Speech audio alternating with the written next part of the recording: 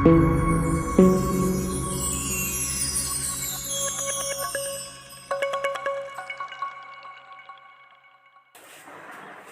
है आप सभी का 9 क्लासेस सुखपुर के YouTube चैनल में।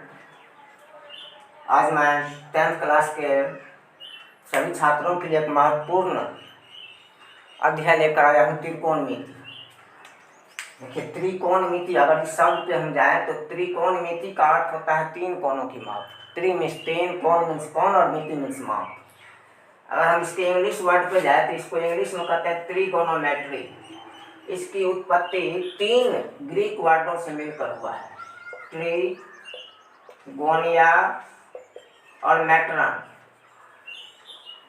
ट्री मीन्स होता है 3, गोनिया मीन्स होता है कोण, मैट्रन मीन्स माप, यानी 3 कोण की माप।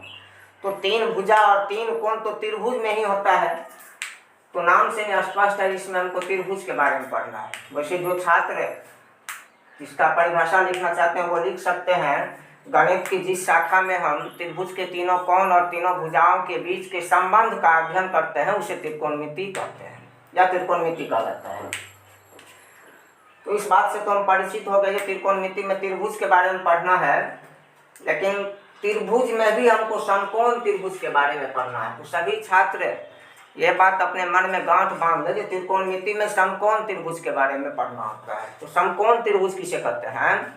जिस त्रिभुज का कोई एक कोण 90 डिग्री का हो, यानी कि समकोण हो, उसको समकोण त्रिभुज कहते हैं। जैसे कि आप चित्र में देख रहे हैं, एबीसी एक त्रिभुज है, इसका कोण भी 90 डिग्री का है, तो समकोण त्रिभुज हो गया। तो समकोण त्रिभुज में सभी त्रिभुज की भांति ही 3 भुजा होता है, लेकिन ये थोड़ा स्पेशल टाइप का त्रिभुज है। इसके तीनों भुजा का अलग अलग नाम है।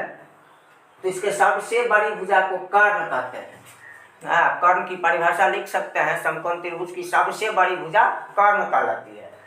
या दूसरे टाइप से भी आप लिख सकते हैं कि 90 डिग्री के कोण के सामने वाली भुजा कर्ण कहलाती है।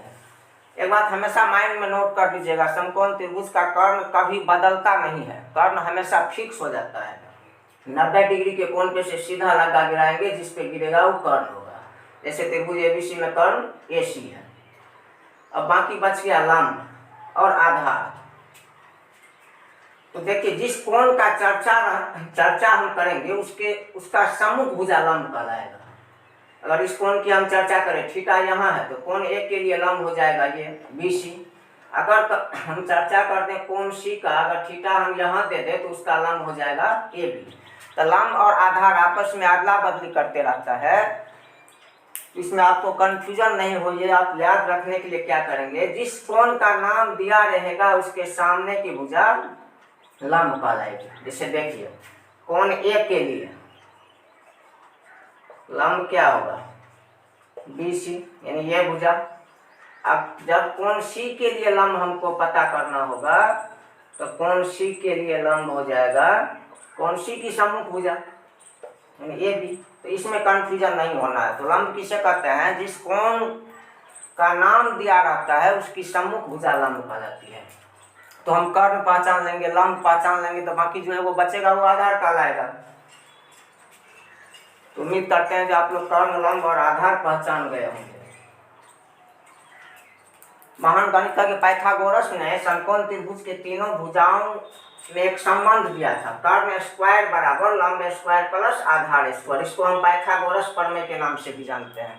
कर्ण स्क्वायर बराबर लंब स्क्वायर प्लस आधार स्क्वायर। देखिए, अगर स्क्वायर हटा दे तो रूट चढ़ जाएगा, याद रखिएगा। अगर किसी भी चीज पर से स्क्वायर हटा दे तो रूट चढ़ जाता है।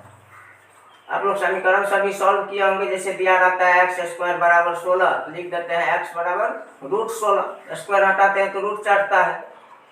तो उसी तरह से अगर हम स्क्वायर हटा दे तो रूट चढ़ जाएगा। आप लोग किसी भी तरीका से याद रख सकते हैं।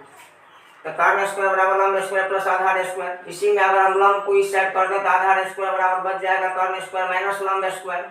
अगर आधार को इस साइड कर दे तो लंब स्क्वायर बराबर कर्ण स्क्वायर माइनस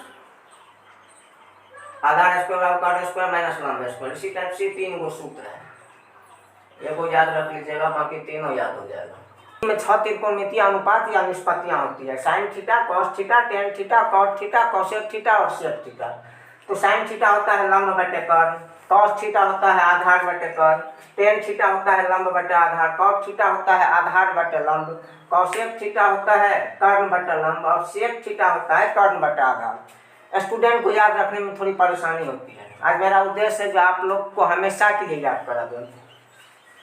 तो देखिए याद कैसे होगा, हम लोग कभी कभी गांव देहात में किसी का नाम रख देते हैं लाल काका, LAL, लाल, KKA काका। ये हो गया साइन का, ये हो गया कॉस का, ये मान लीजिए हो गया टेन का, सब में बटा लगा दीजिए।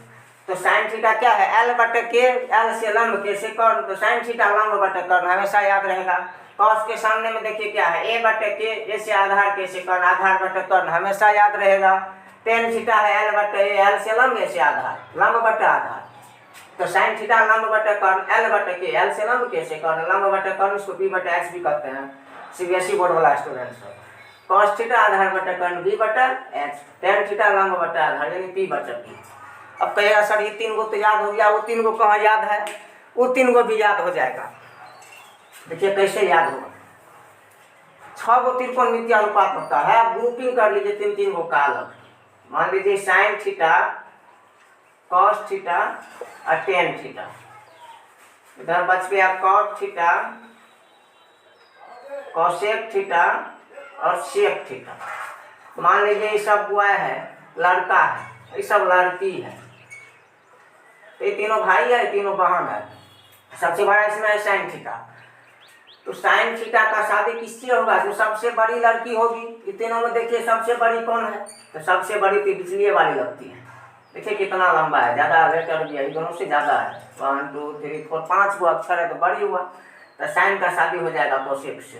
कहने का मतलब है कि साइन थीटा का अपोजिट होगा कोसेक थीटा। साइन थीटा अगर लंब बटे कर्ण होता है तो कोसेक थीटा कर्ण बटे लंब होगा।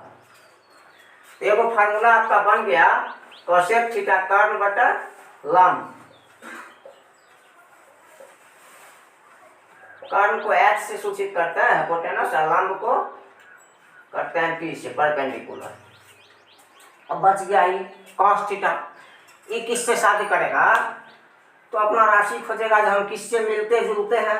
तो देखिए S पे शुरू होता है, इसमें भी S है, इसमें C है, इसमें भी C है, तो इससे मिलता जुलता तो इसी से इसका शादी हो जाएगा। यानी कॉस का अपोजिट होगा सेक थीटा।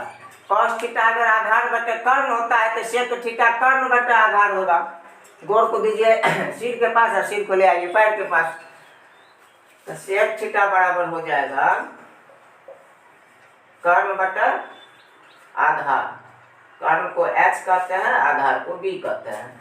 अब बच गया टेन थीटा, देखिए इसका इससे इसका राशि भी मिल रहा है, हाँ इसमें भी T है, इसमें भी T है, इसका शादी इससे हो गया। यानी कॉट थीटा टेन थीटा का अपोजिट होगा। तो कॉट थीटा बराबर हम लिख सकते हैं, टेन थीटा बराबर क्या, लंब बटे आधार, तो कॉट थीटा बराबर आधार बटे लंब। जो नीचे में ऊपर चल जाएगा, ऊपर वाला नीचे आ जाएगा। आधार को B कहते हैं बेस, लंब को परपेंडिकुलर यानी कि P। उम्मीद करते हैं आप लोग अच्छी तरह से ये त्रिकोणमितीय अनुपात समझ गए होंगे। फिर मिलते हैं अगले वीडियो में।